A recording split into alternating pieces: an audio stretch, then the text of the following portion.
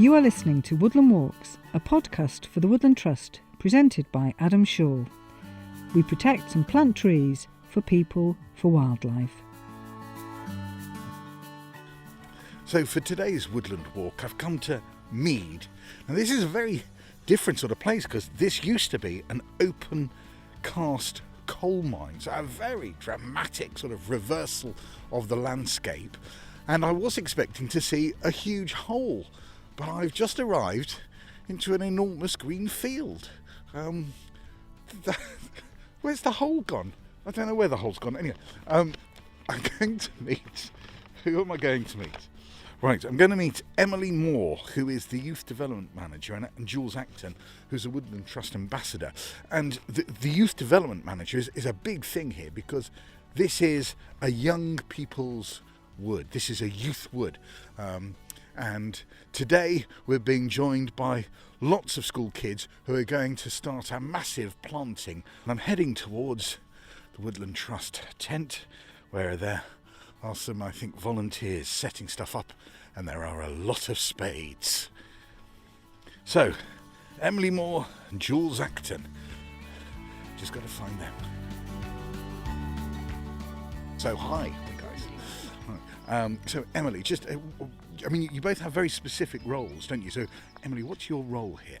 I'm the Youth Development Manager, so I'm involved in everything to do with this site where we're trying to set up opportunities for young people.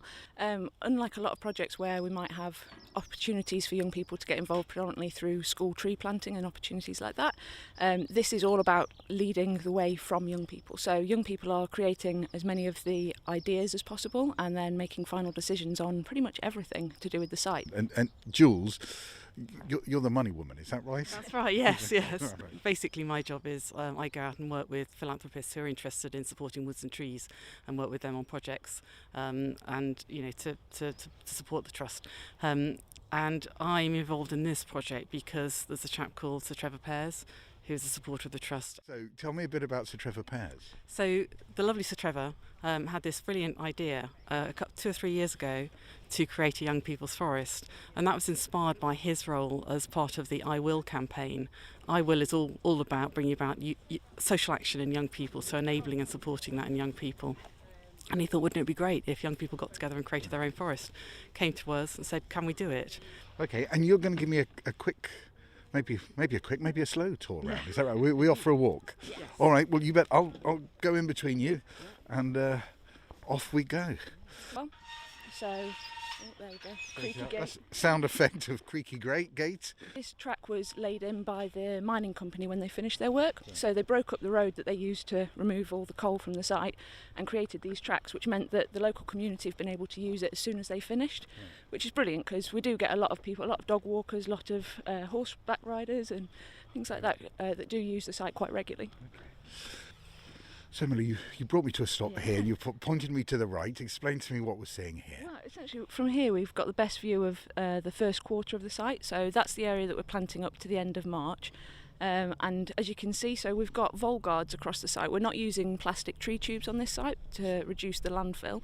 Right, so just to explain what that is, it's a sort of contentious issue, isn't it? You have to put something around a new tree to protect it, but that's plastic and it's not great. Generally, yes. So what have you've tried not to do that here, but you have got something I can see. So what are we seeing there? Yeah, so around the whole planted areas we have deer fencing and rabbit netting so that we can protect the trees as much as possible in that respect.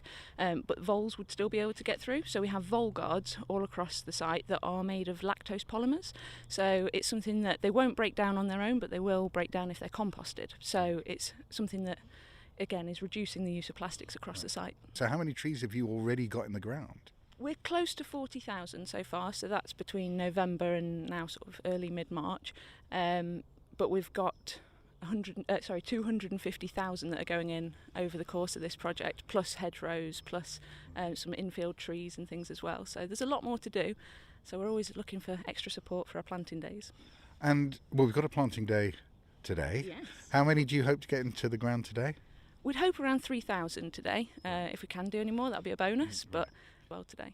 Now, one of the things you told me is that the sort of younger people are not just here for manpower, but they have a say in what the the woodland looks like? I don't really understand how that would work. So we've done some work already with young people across the summer last year to develop a wide variety of ideas of what they'd like to see this site become, sorts of events that they'd be interested in and things like that. So we got over 1,000 ideas from young people last summer. Right. And would that be something you wouldn't have thought of? I mean, have they actually genuinely come up with things you think, God, that's a different sort of insight? Yeah, I think obviously I've worked a lot with young people, but that's one of the things I love the most about working with young people is that they always think of things you never would. It's a very muddy path that way. Which way are we going? We're going the other way. That's good news. These trees that we've just walked past as well, so those were planted by the mining company back in 2011. Morning. So they were planted just in 2011, and as you can see they've really shot up. So it's really great to have this on the site for when we have groups of younger school children out with us, because they look at the tiny little whips that they're planting and think it's going to be when they're grandparents that they'll look like trees, but in reality in just sort of 10 years or so they will be looking like a real woodland. Yeah. So Jules, you were talking about not only the importance of big donors but the support of the local community. Then, and of course you've got to come through the town, so I've seen a bit of it on the way here. What are the locals actually, their relationship with this land? Absolutely fantastically supportive. So they've already got into the habit of using it, and which is fantastic.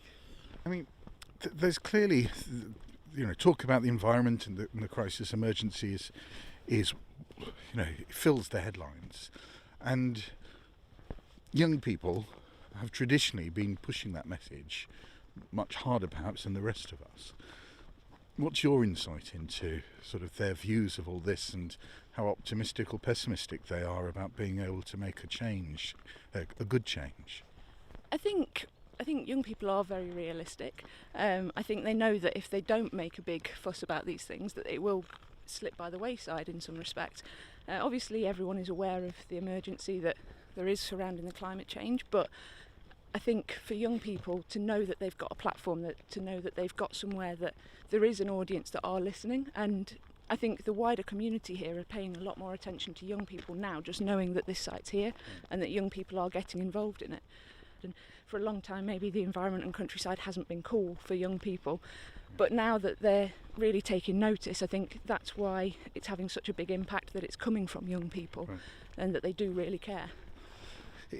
Sorry, yes. Yeah, just to add to what Emily's saying as well, I think there is something about being able to take a really practical action for the future, which feels very heartening. And I think at this time where people are very, very anxious about climate change and the nature crisis, being able to get out there, plant a tree, get involved with a youth forum or whatever suits your personality, means that you're doing something physically about it, and I think that really helps. I'm very optimistic, but I also think we have to keep revving up the action. We know that for the UK to become carbon neutral by 2050, we have to, as well as cutting down on emissions, we also have to get more trees in the ground, and at the moment the UK has about 13% tree cover. We really need to get that up to 19% cover, and that is a huge effort, and as we talked about earlier, we also need to protect the woods and trees which are there as well, so that's a huge phenomenal effort. But on the one hand it may seem huge, on the other 13 to 19%, you go, why can't we do that? That doesn't sound... We do amazing things. We go to the moon. Yeah. We got stuff on Mars. 13 to 19%. Maybe that's not such a big thing. We absolutely can, and we absolutely need government support, local authority support, support from landowners, support from everybody really to achieve that. I absolutely promise you, I am tremendously optimistic. We're in the business of optimism anyway. We're in the business of hope. You can't plant a tree without hope. It's a good phrase, isn't it? We're in the business of optimism. I think you should trademark it. Okay, so we're going up a bit of a hill, so you'll hear me panting, but there's a reason. Oh, you're going to give me a look. There we are. Oh, my God. Oh, no. Sorry for the crazy noises. Right, Jules. You've brought me to an interesting thing. To explain what we've got here. We've got a little mini doorway, which almost looks like a little fairy doorway in the bottom of a deer fence, and this is a badger gate, so it allows badgers to pass throughout the site. pathway. Do they? I just wonder how they know that this is there for them. Have you ever seen badgers using it? We believe they are using these, but I have heard that in other places where they need to draw attention to the. How do you? Oh, that's fascinating. How do you tell a badger where his gate is? Well, I have heard there's a very good method, and you put peanut butter at the bottom, and that attracts them in. Yeah. I'm not sure if we've done Brilliant. that on our sites, The but I've stuff heard, you learn. I now try to get back a little more elegantly. You were very, very kind, Emma, helping me up. I'm going to try and get back a little more elegantly than I started. I'll put this microphone away, which will help, no doubt. But one of the great things was the other day that we had some teenagers out on site, and they were asking about the different uses of the wood for different trees, and they're quite fascinated by that, particularly when we started talking about the fact that alder was used in Venice for the piles underneath the waterways because it's very resistant to rot. It's also traditionally used to make clogs, that kind of thing. Wow. Yeah. God, I didn't know that. That's amazing. Right then, Adam, I'll take you up to the top of the planting area so we can get a bit of a better view. Great. And we're going to do that by this gator, 4x4 thing. Absolutely, yeah. Bit of fun. Okay, looks exciting. Covered in mud. Go on then. Oh, right. I was going to get in the driver's seat. I have no idea how to drive it, so that would be a bad idea.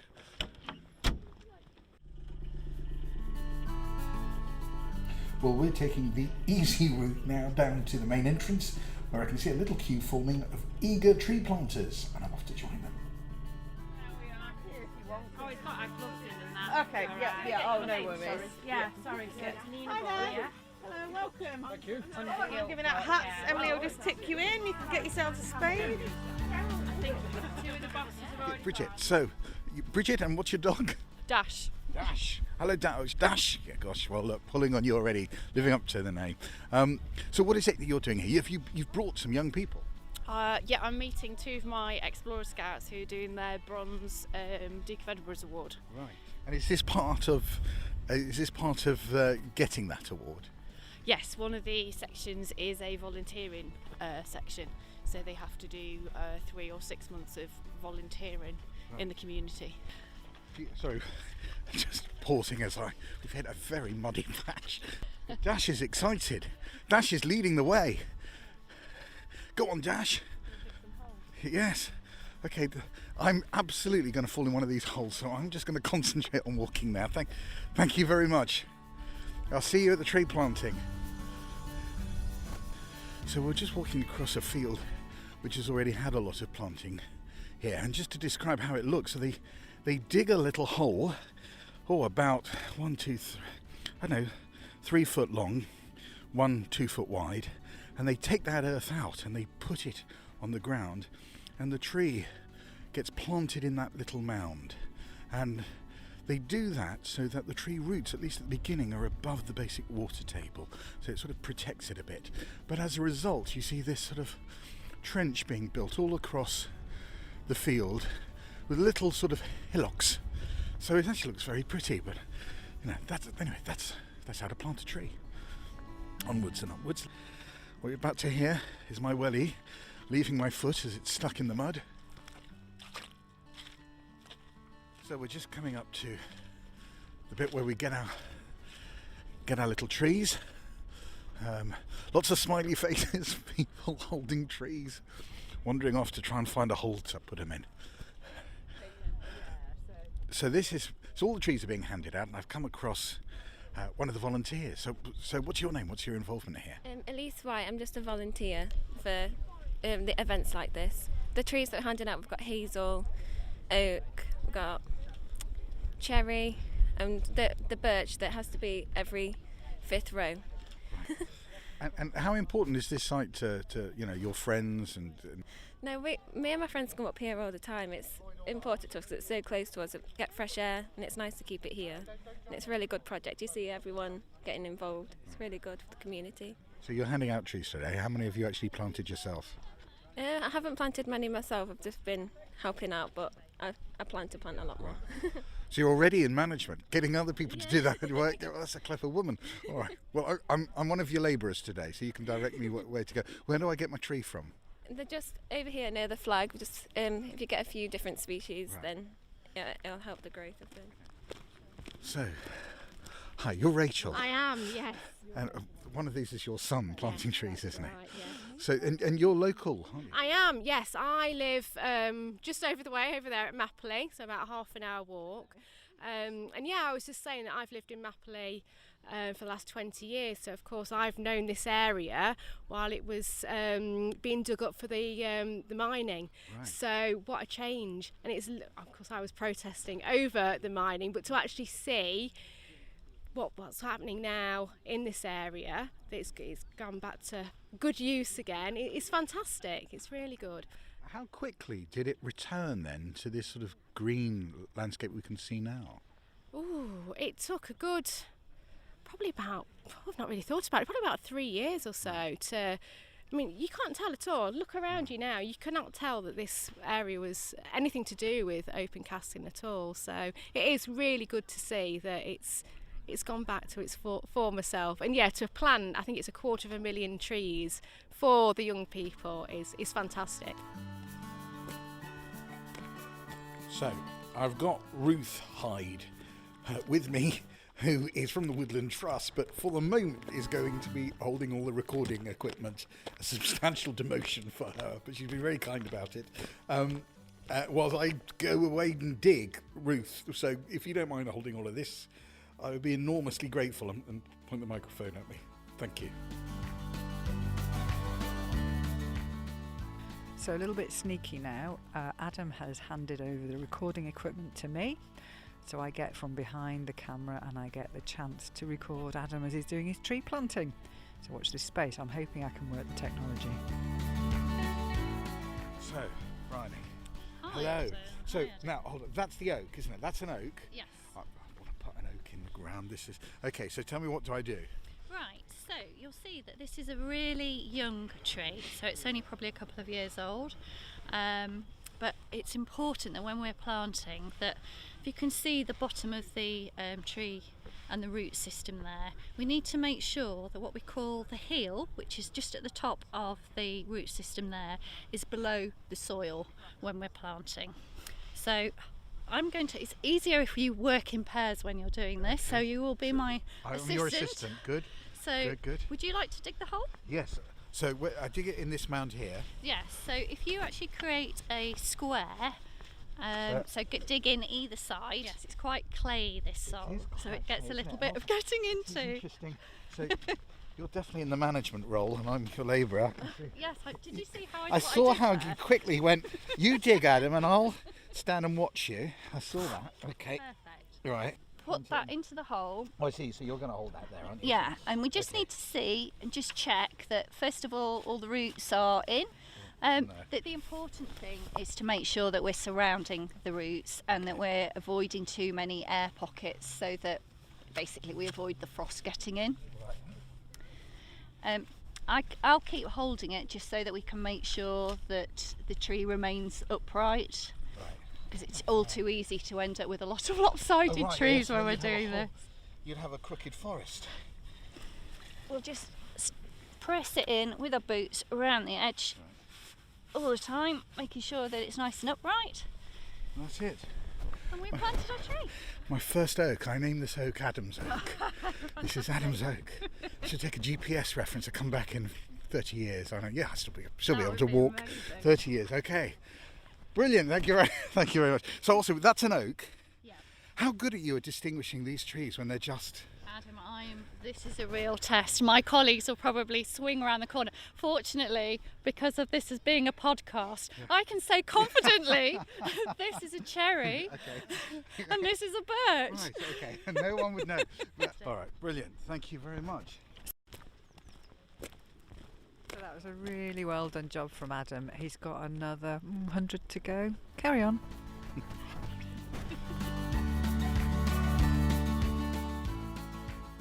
I'm Chloe. I'm a geography fellow working in the geography department. And you're a student? Yes. My name is Leonie, and I'm in Year 6. Tell me why are you here on a Saturday morning? Well, I think it's good to try and save the environment, and it's fun. I've done this before a few times, and I think it's really fun. it's fun to like get covered in mud sometimes. Now, you're also planting. You're a geography fellow Yeah. at the school. So I'm also interested in, because this is right bang in the middle of your subject area as well. Do you find students are engaging more with the subject because they're concerns about the environment and the environment crisis? Yeah, I think particularly younger students as well are coming through with this ethos of caring for the environment, and things like carbon offsetting and what they can do to help. And older students are becoming more aware and thinking more about the science behind it and the impact that it will have in the future. Can I also just say I love your wellies? They're not really wellies. They are horse riding boots. They're horse riding boots. They're the classiest boots. I've just bought wellies for today, and yours. I've already got welly envy or boot envy. Yes, yeah. Anyway, thank you very much. Good luck planting. Thank you. Right. So, just tell me what your name is. Katrina. Aaron. What attracted you to actually coming here today? Mr. Sir sent an email around saying if anybody would like to come tree planting on Saturday, then please respond. So I said yes. Good. And why did you say yes? Because I thought it'd be quite fun. And has it been fun? Yeah. Okay, good. What attracted you to this? Well, I like helping the environment, obviously, because, since we have people like Greta Thunberg, and she's like a great influence, so I thought maybe I could help and do things for the school and for the environment. Are you and your friends more concerned about this than you think in the past because of people like Greta? Yeah, I think so, and we're trying to help and do our best. And do you actually enjoy it, being out here? Or are you doing it just because you feel it's a right thing to be doing, or you get any fun from this? No, I think it's really fun. It's a good thing to get away from lessons after sixth day. No, but it's not. No, okay, that's an honest answer. That's an honest answer. I mean, a lot of people panic about, oh gosh, the environment's under real pressure. Do you think doing things like this makes you calmer about it because you feel like I'm contributing to a solution or not? Do you think that's an issue? I'm not really sure, but I think it does kind of ease it out a bit because you're thinking, oh, if I'm doing it, there should be a lot more people doing it. Right. And because it's not just one person can affect a lot. You feel one person can affect? Yeah, because it's like a domino effect. If you do it, many more people do it. You get your friends to do it and everything like that. How many trees have you planted? 85. Gosh, that's a lot. Well done. How many? 30. 30. You've got a long way to go. Is he much quicker? Yeah, I think so. He is much quicker. All right. Well, I better not. So you got 35, 45 to catch up, or something like that. Adam, how many trees have you planted today? Yes, I've planted 2, but then I'm old. I go slower, and I've also got to be recording. So I've got some way to catch up with you. Thank you very much. I won't delay you any further. Thanks a lot, guys. So, Ruth, you are one of the driving forces behind this project. Why is this so important to you? It's important to us for dozens of reasons. One, we know young people are really keen on the environment, and it's a chance for them to actually take a positive action and to do something where they're going to make a difference. And even in terms of your 2 trees, we do say every tree counts, and it does here, because this year we want to put 80,000 in the ground, and we can't do that without everybody kind of participating. But this is an amazing location. It's close to a population of people, so people can come and enjoy it. And a lot of our estate is amazing, it's brilliant, but it's a long way to go, whereas here you can come and you can visit your trees, you can see what you've done, and 2 years from now you'll see an amazing difference, and that's what makes it really important. Well, thank you very much. That was my first tree I've ever planted. I've gone to lots of woodlands, never planted one, so thank you very much for that. I just think it's great, and I want everyone to get out and plant trees now. Okay, brilliant. So do I. Come join us. Thanks very much. One of the things I like about this podcast is your ability to take part. So there's going to be an email coming up where you can send me any thoughts about walks you've been on, what they mean to you, or what you'd recommend. And because this podcast is all about a youth forest, I've chosen a few contributions from younger people who've sent me their brief thoughts about what the outdoors means to them. I'm Sarah, I'm from Glasgow, and my favourite walk is near Loch Lomond, which is a loch in the National Park of Loch Lomond and the Trossachs. and the fact that it's quite near my house. My mum used to take me a lot when I was little, so we'd go there, get ice cream, walk around the loch, just because it's so picturesque and it's really kind of the most beautiful place I've probably ever seen to this day. It's really pretty. Everyone should go. I hope it stays there for the future so that everyone can see it and experience the kind of lushness of the picturesque that it represents in Scotland. Yeah. Hi, so I am Leo, and I'm just at the moment heading up to my local park for a bit of escape from my household, particularly during this time. I only get a short bit of exercise to kind of get free from my family. And my go-to is the top of Primrose Hill. You can see sort of the top of sort of London and loads of buildings, particularly the air is sort of so clean. And it is sort of the go-to place I can kind of chill, even if it's just for a moment each day. So before lockdown, me and my friends all down local in Camden, we'd all sort of walk up to the top of Primrose Hill together and sort of have a sandwich, and we just chat and sit on a bench, which was really nice and relaxing and a really fun place to go to. At the moment I have to go by myself, unfortunately, but it is sort of the best place to go and just get some air. The great thing sort of about city parks is that you're surrounded by so much sort of big structures and buildings in a London, but the areas of greenery are so much more calming and relaxing just because of that, which is why they're so important.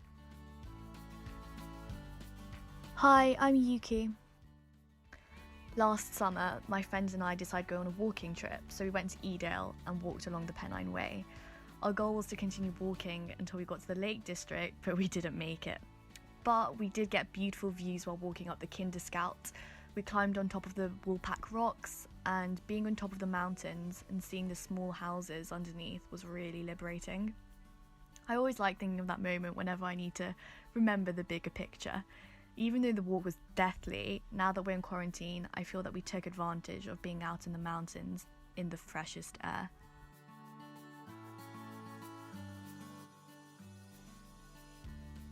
Thank you for listening to the Woodland Trust Woodland Walks with Adam Shaw. Join us next month when Adam will be taking another walk in the company of Woodland Trust staff, partners and volunteers. Don't forget to subscribe to the series on iTunes or wherever you're listening to us, and do give us a review and a rating. And why not send us a recording of your favourite woodland walk to be included in a future podcast? Keep it to a maximum of 5 minutes, and please tell us what makes your woodland walk special. Or send us an email with details of your favourite walk and what makes it special to you. Send any audio files to podcast@woodlandtrust.org.uk. We look forward to hearing from you.